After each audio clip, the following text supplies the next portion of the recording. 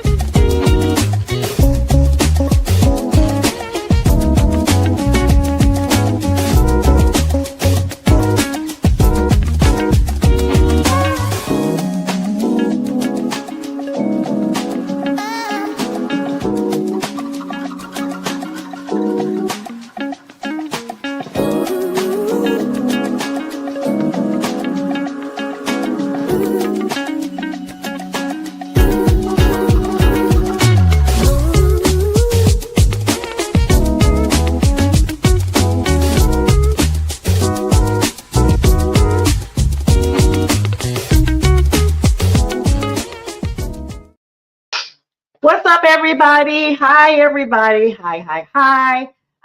Thank you so much for joining me. Today is November 5th. This is Prim and Proper Sports. I'm your host, Sonia. Tonight it's going to be, I'm live. Let me just go ahead and put that out there. No class tonight. So everybody that wants to comment, you can come on and say hi, and I will make sure I say hello to you. Thank you so much for Bistrilla, the production behind the beats, the intro, all the stuff you see behind the scenes.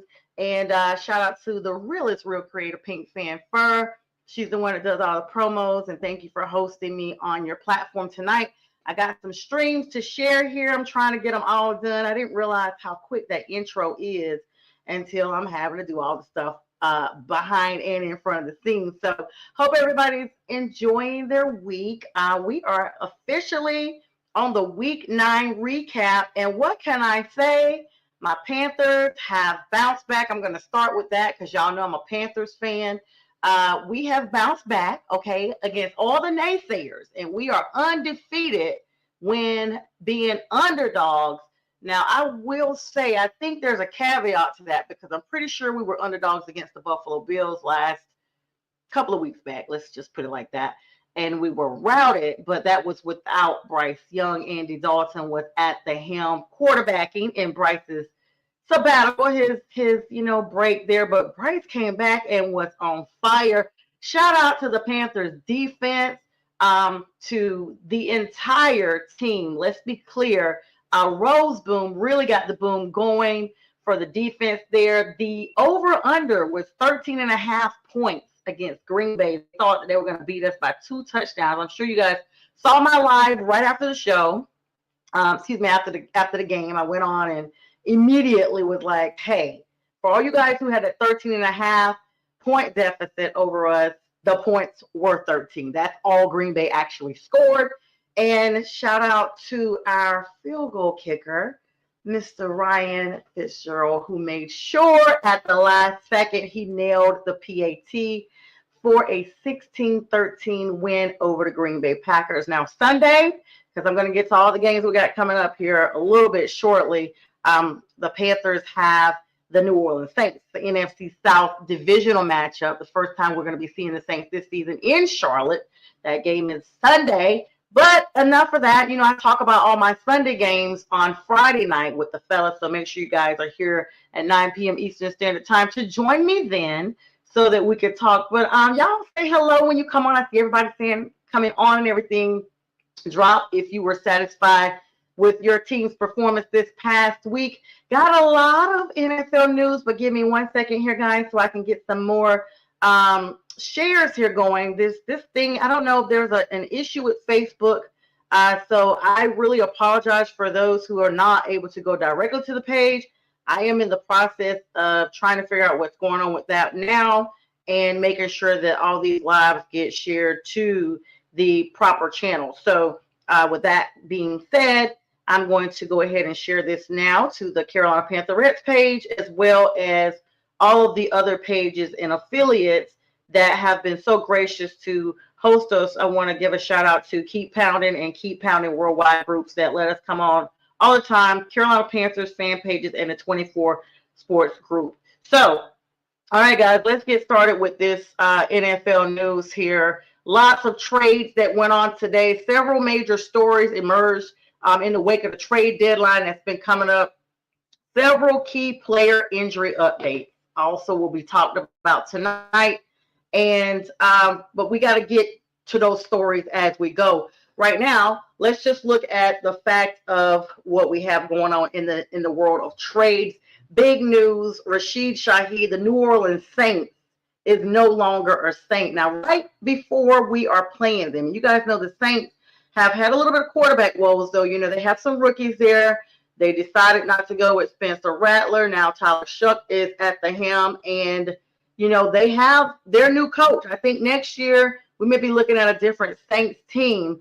But for right now, Rashid Shaheed has gone on from the Saints. We'll talk about that in just a minute. The Arizona Cardinals, let's talk about our injuries first, have placed their quarterback Kyler Murray on injury reserve.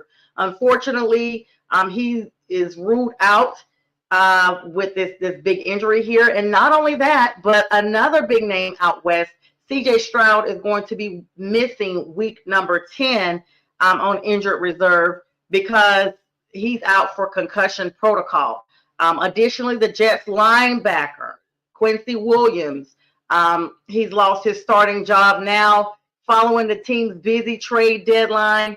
And then looking at things that a combination of injuries and trades is what's going on. Let me see real quick, guys. I think my comments, I may have to go to my page here because I know you guys are on, but I don't see the comments populating. So give me 1 moment because I want to make sure that everybody knows that I'm here and that I will be attentive to your comments. I always see them like after the fact. So let me make sure I'm on here real quick just to make sure you guys are greeted accordingly. All right, so let's see what we got here. But you guys make sure you say hello and all that good stuff. What's up to everybody coming in? Okay, so yeah, back to what I was saying. Quincy Jones, the Jets linebacker, is no longer a Jet, you guys. He definitely moved along, but we're going to get to that in a moment. The Cardinals placed Kyler Murray, their quarterback, on injured reserve due to a mid-foot sprain. Y'all know this is the time of season that a lot of injuries are starting to pile up on players or what have you.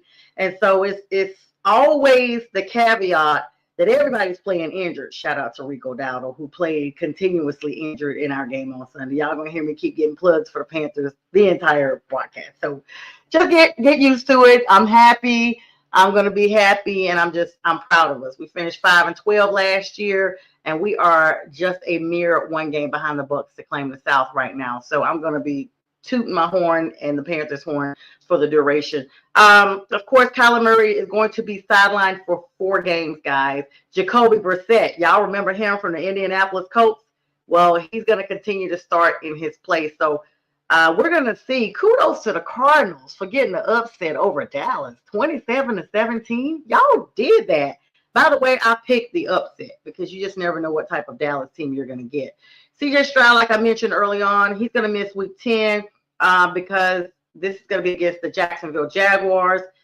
He's still in concussion protocol. Davis Mills is going to start for Houston. I don't know too much about Mr. Mills, but we will or we shall know more about him after Sunday's matchup.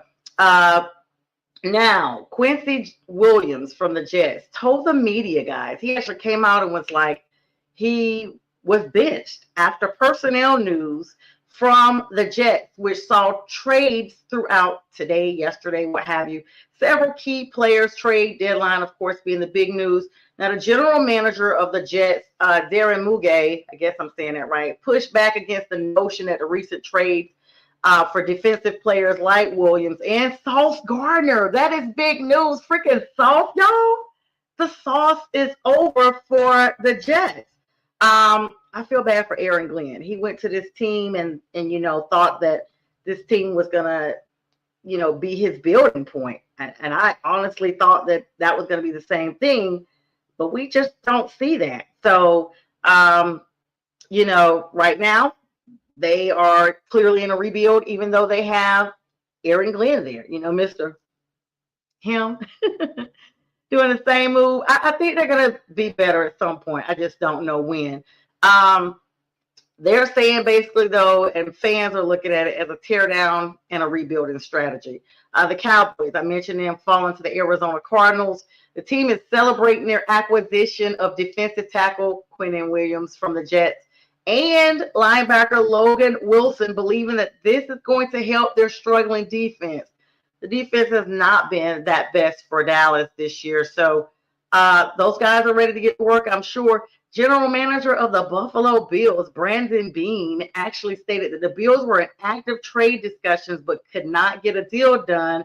I'm noting it takes two to tango, he was quoted as saying, but he did express continued interest and confidence in their team, saying that he believes that they can win a championship with the roster they have. I'm going to keep my comment to myself on that because we saw what they looked like against the Panthers, and they did look like championship caliber, but who knows?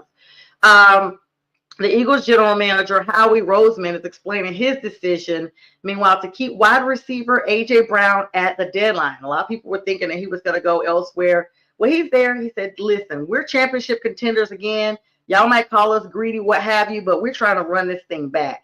So we're keeping where we are, and we do not trade away elite players. Like, don't even ask. Don't come knocking. We're not interested. The Commanders, who unfortunately, if y'all did not see that game, the Washington Commanders lost Jaden Daniels with an ugly, gruesome dislocation of his arm, elbow, what have you. They've been real mum on speaking on that. But that injury was really, really bad. Marcus Mariota getting a chance at starting QB again for a struggling Washington team. Now, let's be clear. Washington has not looked like the Washington they were last year at all. At all. I mean, Jaden's been out for a few weeks, just came back, and now he's out again. So, anyway, Frankie Lavu got fined. He was supposed to be suspended, or you know how Frankie Lavu is, former Panther. He's been on a couple other teams as well. He got $100,000 fine upon appeal, making him eligible to play in Sunday's game against the Lions. And so I'm just like, whoa, and whoa. We just try to figure out what's going on here. Let's look at a couple of other things we got going on.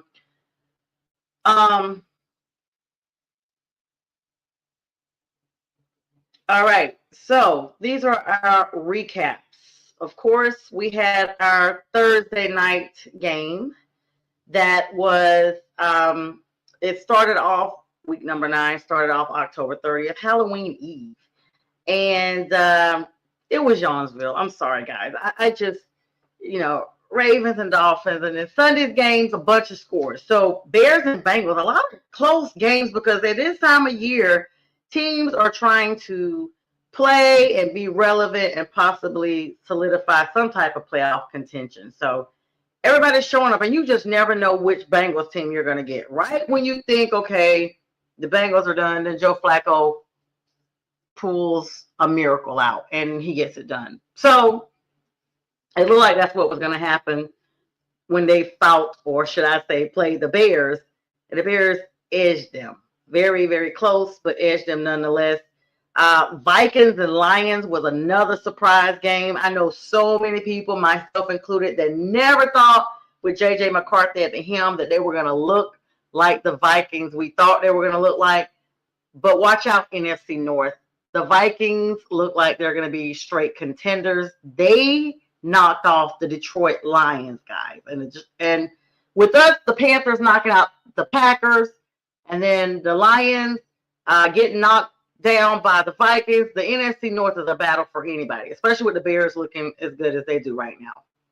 All right, so then we got the Broncos and Texans. Just when you think the Broncos are that team, defensive, blah, blah, blah, we saw them against New York earlier, and they looked horrible, and they barely pulled it out. And they barely pulled it out again against the Texans. 18-15 was the final score. Falcons and Patriots.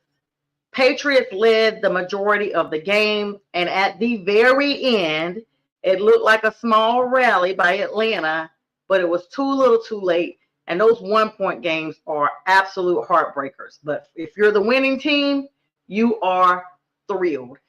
Let's be clear, though. Anytime you see a one-point game, some team did not play their true 4 quarters. That's all a one-point game means. There were either so many mistakes the entire duration of the game, or somebody didn't play all 4 quarters. And that's what a one-point decision comes down to. But a win's a win. Patriots move on. Drake May looking outstanding. So when you guys first saw him go to the Patriots from UNC Chapel Hill, shout out to Bill Belichick, who's now their coach. He was not when Drake was there, but he's there now. It's such an irony. Drake May, I just thought about it. Drake goes to New England, Bill Belichick's former team that he coached in the NFL, and Bill Belichick is now coaching Drake May's former college team at University of North Carolina in Chapel Hill. So what a switcheroo. I never even thought about that. And it's a mess now, too. Drake May is looking like the Patriots may be sure contenders for the AFC. So watch out for them, guys. It's been a long time coming. They have not been relevant. Sorry, Keith, my friend Keith Engel. That's one of the colleagues here on the network. They haven't been, really that relevant. They're okay, but not as much as they are now.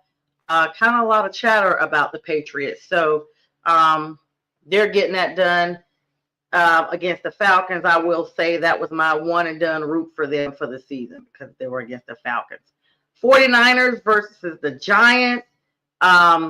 Giants got beat 34-24. The Giants are just, and with Cam Scatterboo being out, and then Malik Neighbors was out of this last matchup, I don't know what's going to happen with New York after the season is over. They went with Scatterboo and Dart and everybody to try to have a win now mentality.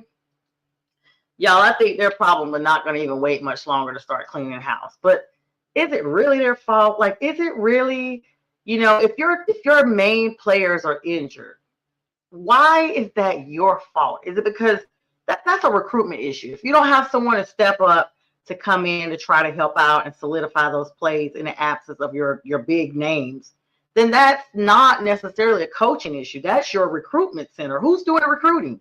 Now, if you're one of these teams that your coach is everything, they're the manager, they're recruiting and everything, then okay, that's fine because you didn't do your right recruiting. But it's a gamble anyway, guys, when you got a bunch of rookies. Like I always tell people, there's an acclamation to the NFL. There is even the greatest player, Heisman Trophy winners, like we have one ourselves, Bryce Young.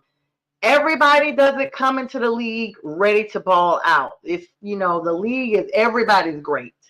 In college, if you're playing with some greats to get to a greater level, but in NFL, you're playing against the great of the great and competing with the great of the great just for that role on the team, that roster.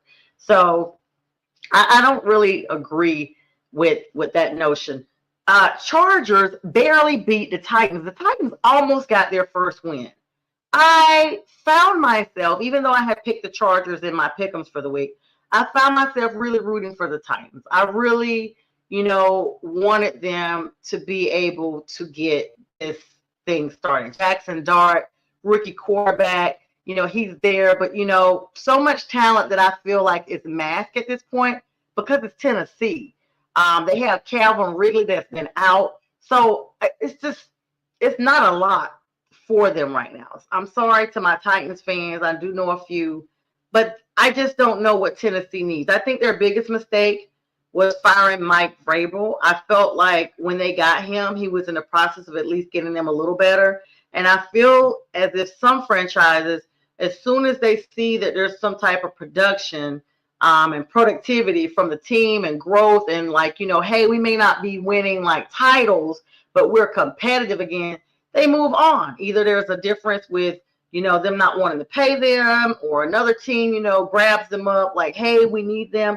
And it's just a cycle that never ends. You're either replacing your quarterback or you're replacing your coach. Quarterback, coach, quarterback, coach.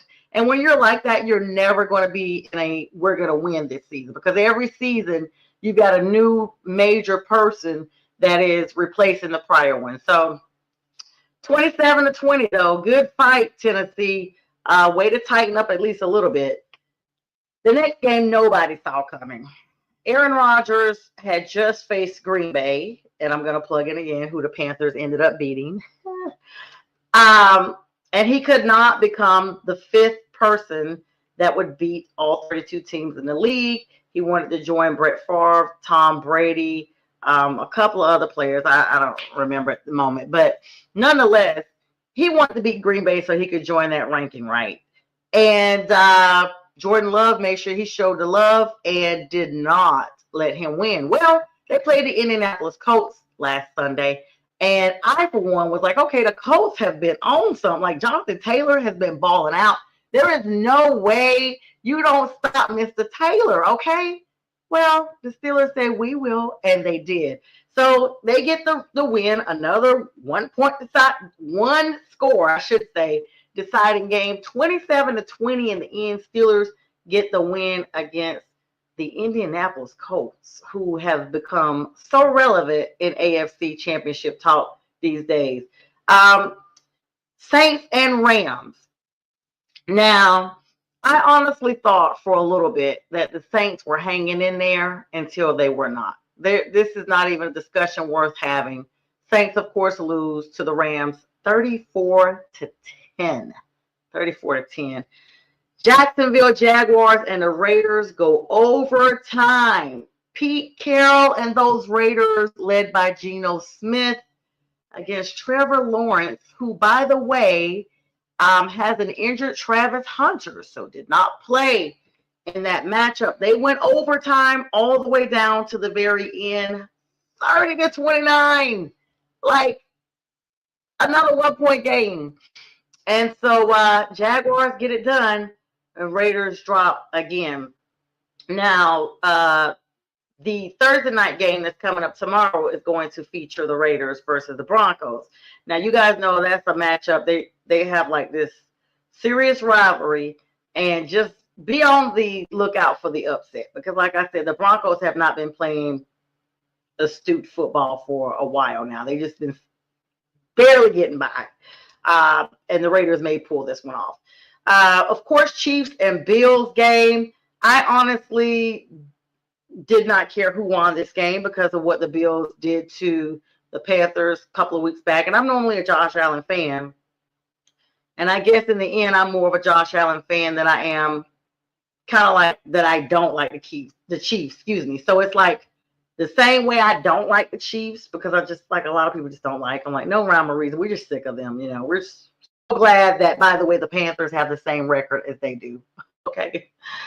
That I wanted the Bills to win that game, and they did by one score, 28-21. So kudos to the Bills for getting 2 in a row. So they said that the Panthers let them break their losing streak, and now they clearly have won 2 in a row. So kudos to JA and your crew. Seahawks and Commanders. Is there any stopping Sam Darnold? Some quarterbacks, guys, go to other teams and just really flourish. Now, y'all know Sam came from the Jets. I think he was with the Rams for a little bit. Then he came to the Panthers and then was with the Rams. And now he's with the Seahawks. And it looks like he's found his home. The Seahawks look good, y'all. I mean, it was against the Commanders. And, of course, James Daniels went down with that ugly injury. But before he even got injured, that game was a wrap. And that's the reason why a lot of Commanders fans are even angry about that game, because that game was so far gone that Jaden should have been just brought on out, especially with him coming back from an injury. And right after he was injured, Seattle made the decision to go ahead and take Darnold out of the game as well, just for protective measures, because at this point, what are you playing for? The game ended at 38-14. It was a wrap. I don't know where Seattle is headed. They look like the early Russell Wilson days, the 2015 year when the Panthers played them, and we were all, catalysts and contestants for the playoffs. And we do play Seattle this year, and we will be ready. So for my friend Bo and all you Seahawks fans out there, we're coming. All right, and then of course, you have the Cardinals and Cowboys game that I talked about here shortly, 27-17. I just have no words for Dallas. You just never know which Dallas you're going to get. So which team are you guys? I'm still sitting here trying to see if I can see comments. And I just feel like there's no way that y'all are this quiet. I see a lot of people on here. This is what happens when I can't, if I go to my YouTube page, I can't see the comments, and I'll see them as soon as I get off. And then that's when it'll be like, oh, hey guys. So let me just go ahead and take a moment now to say hi to everybody coming on. I do see you. I just can't reply to you for some reason. So I do want to say hello. What's up, Bernard? Hi. I do see Bernard on there. Okay. They are RG in him, RG3 in him. Yeah, that's the thing. So everybody in Washington was saying that. This is like the Theismann injury. The RG3 injury was the same down, the same period through the game. And such a similar, you guys know RG3 just never bounced back from that. And so when you look at things like that, you have to look at what is going on in Washington. His mother was livid. But anyway. All right. So let's go ahead and talk about the college rankings now. College football, y'all. This is the time of year that everybody is where they should be, or are they? They have literally like a couple of weeks left to try to move things around. Ohio State continues to be at the top of the spot after a win over Penn State. So this is like they're remaining this week. The rankings come out.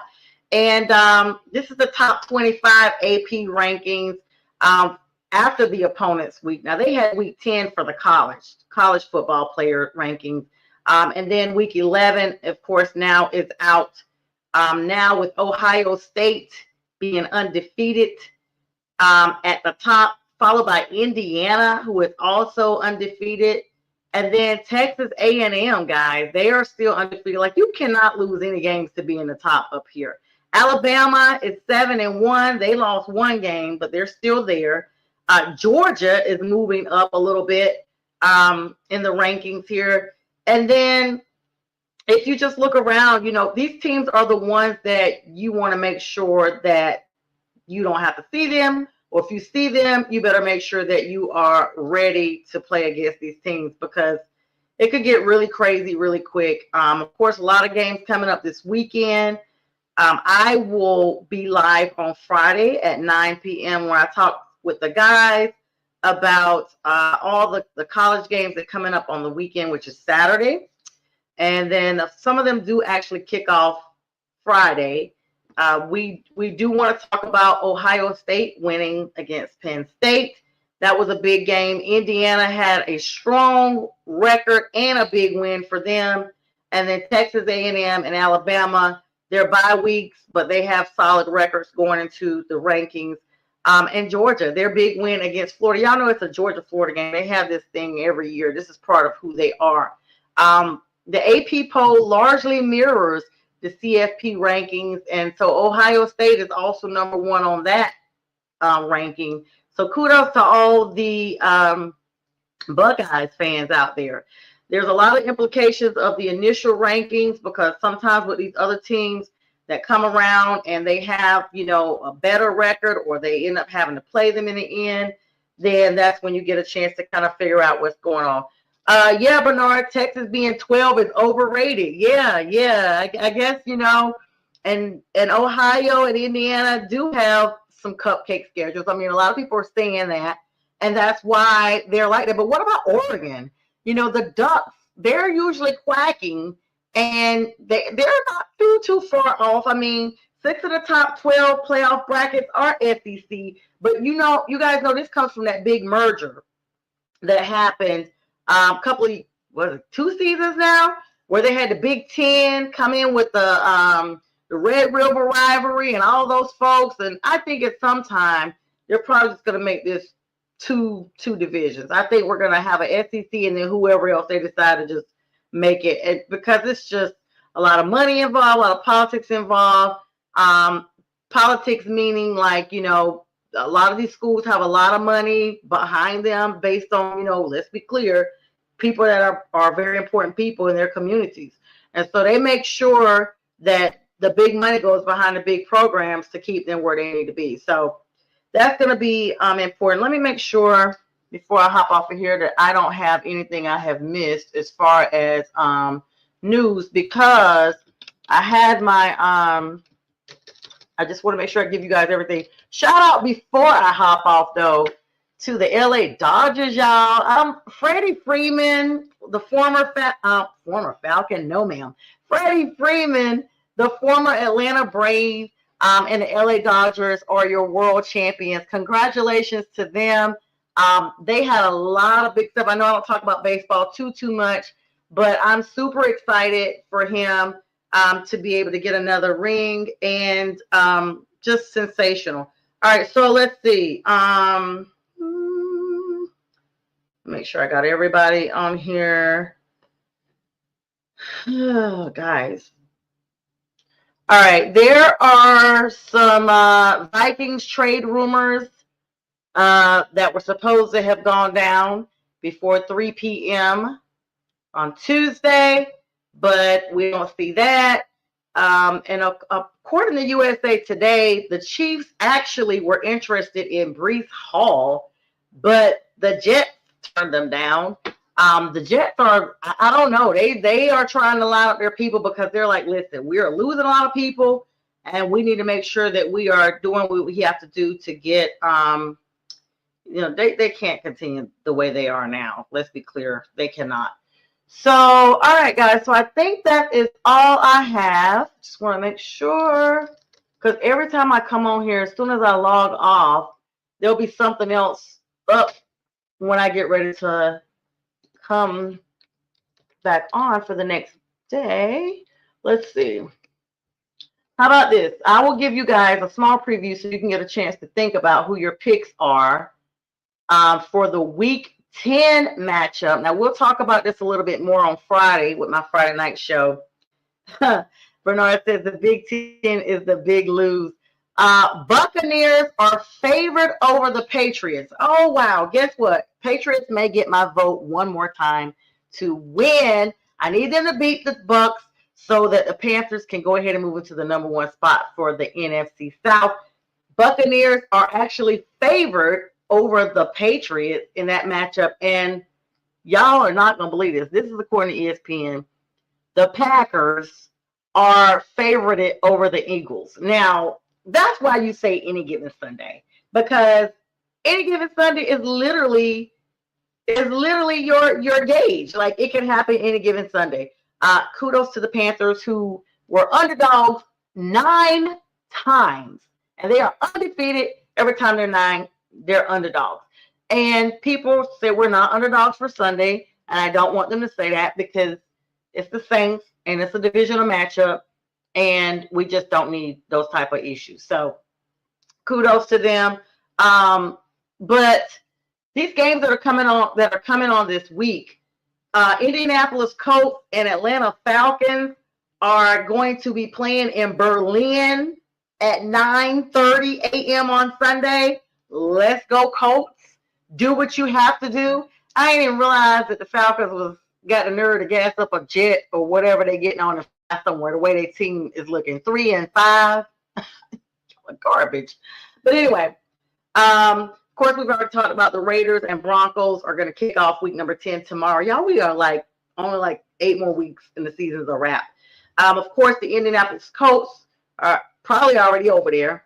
And then the afternoon matchups, I told you guys the Pats are versus the Bucks.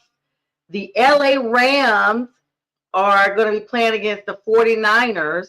Those are a lot of divisional implications this week. I guess that's what they did, except for the Falcons and Colts game. By the way, the Panthers play the Falcons the following Sunday in Atlanta, November 16th. And the Detroit Lions are playing the Commanders. So this is my thing. Last year, Detroit got obliterated in the NFC Championship game by the Washington Commanders. I seriously doubt that's going to happen this Sunday. Number one, Jaden's not there. And number two, even with Jaden there, he's not 100% healthy. And Terry McLaurin is not there either. So you see Deebo Samuel and you see a couple other stars, but you can only do with so much if you're a Commander. So I just don't see the Lions, especially dropping 2 in a row, and I definitely don't see them losing to the Commanders. So look for a retribution game against them. The Chargers will be hosting, the LA Chargers will be hosting the Steelers. Can the Steelers go for a second one in a row or not, since this game is on the west side? And they're going to be wrapping up Sunday night action. Everybody's following Aaron Rodgers. Like, they're giving him another Sunday night slot. Let's see. Bernard saying, if my Falcons lose to the Panthers, Raheem is getting fired. You know, Bernard, I mean, the Panthers are coach killers. We got Dan Quinn fired for you guys. Yeah, I remember watching that game. It was 2021. Yeah, because I was at a cabin with one of my friends. She doesn't really get into football. We were watching the game, and all the announcers were talking about Arthur Blank being on the field waiting for the game to wrap up. And it's like everybody knew that Dan was going to get marched up out of there. So I don't know why y'all fire Raheem is what I'm getting at. Like, y'all can fire everybody. Y'all fire somebody every couple of years. We're not the problem. It's something going on with you guys. I don't know. Y'all may as well send Bijan to Carolina. I love him. He's awesome. Send Bijan to a talented team, not where you guys are. And Bernard also says he can see the Packers beating the Eagles, Colts over the Falcons. Oh, yeah, he's calling it. By the way, Bernard King has his own show, guys. He's commenting. I want to go ahead and give him a small plug. He was supposed to be on with me this evening, but he is had a little issue with his voice because he does so much talking with his show.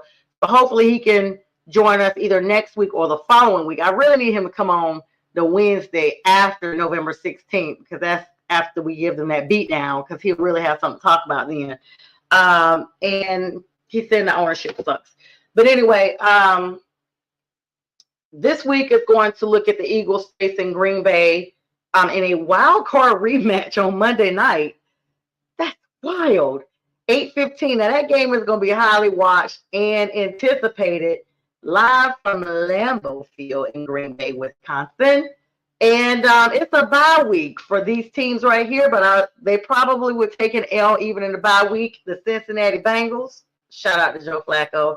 The Dallas Cowboys, Dakota Rain Prescott. The Tennessee Titans, I always mix up him, or I don't know if it's Cam Ward or Jackson Dart. I think Dart is in Tennessee. Mr. Dart. And the Kansas City Chiefs, Patty Mayonnaise Mahomes, Mr. Patricia Mahomes, Pat Mahomes. They're all on a bye week. So that's what's going on in the games now. I will tell you guys the odds just because Bernard talked about winners and losers. So I'm going to give you guys that. Bernard says he'll be there. The Raiders and Broncos game, guys, that is a negative 9.5 points. They are thinking the Raiders are going to get beat by at least basically 10 points in that game. The Falcons game versus the Colts is 6.5 points. So they're expecting the Falcons to get beat by a touchdown and a half, 2 touchdowns, a touchdown and a field goal. Cam Ward is in Tennessee. Yeah. Okay, I got you. Ward is in Tennessee. Dart is in New York. I don't know why I got those guys mixed up. Thank you for that, Bernard. Yeah, so New York Giants versus the Bears.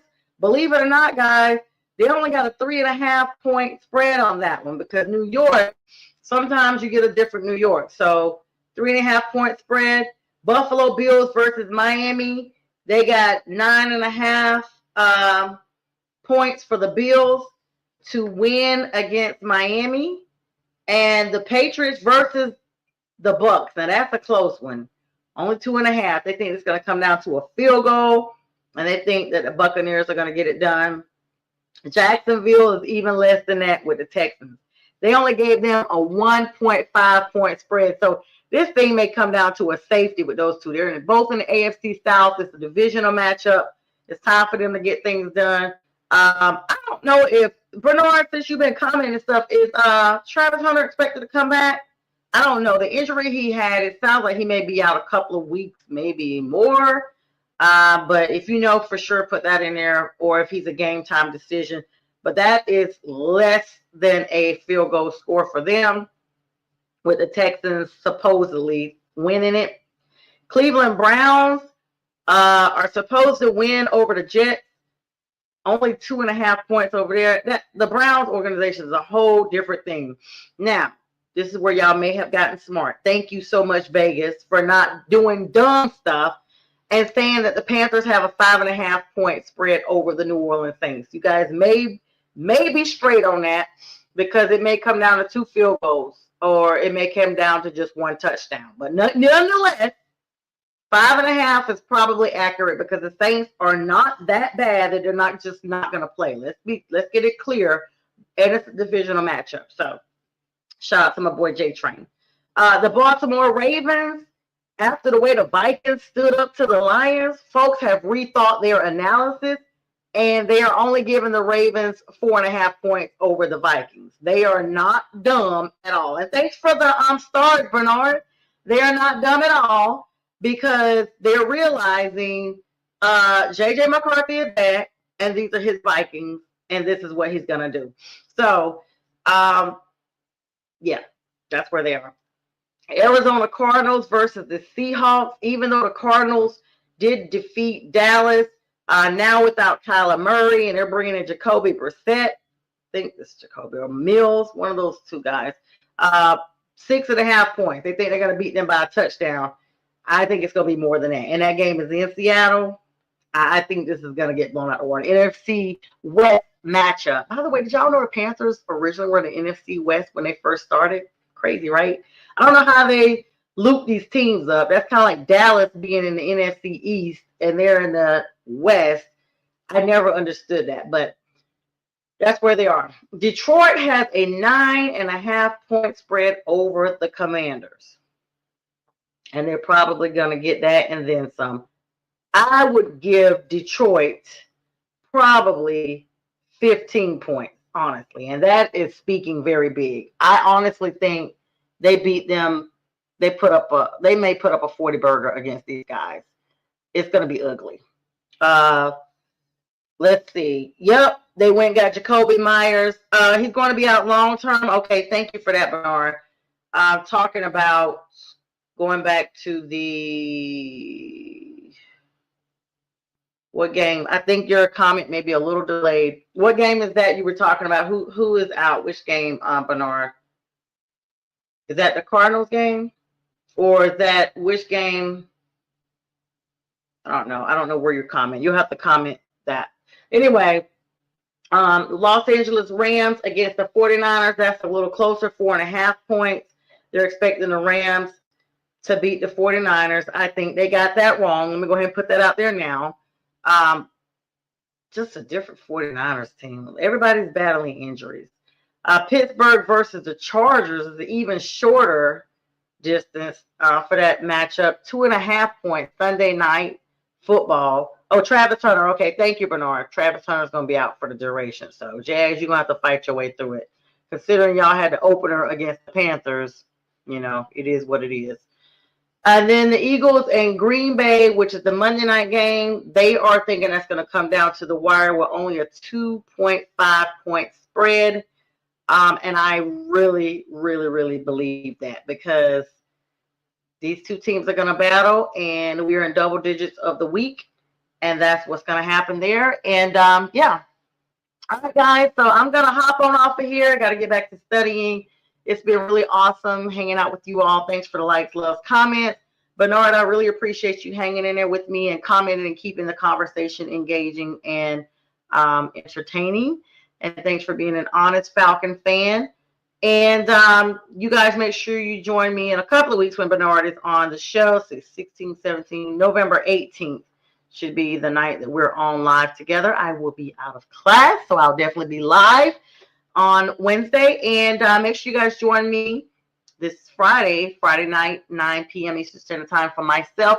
Friday with the Fellas, I'm joined by B. Strilla, the Detroit Lions fan and my production partner here, as well as James J. Train Martin, who is a New Orleans Saints extraordinaire fan. So you're not going to want to miss that. Oh, here go all my comments. Oh, my God, guys, I feel horrible. You're not going to want to miss that show. Hang on, guys. So I just want to tell you guys. What's up, Steve-O? I'm so sorry. I'm just seeing this. So for some reason, and then I see all of Bernard's comments. So for some reason, the comments were not there, but they are there now. And the silliness just continues with the tech stuff. But anyway, I hope everybody has a great rest of your day. By the way, a little preview here. Monday in Atlanta, at least, it's going to be frigid. I'm talking about low in the 20s and the high in the 40s. So get ready. Ready or not, we're getting a nice early preview of what winter will look like for the Southeast. I hope you guys have an amazing night and day. And remember, be a blessing to someone else because you just never know that your kindness may be the only act of kindness that some people see.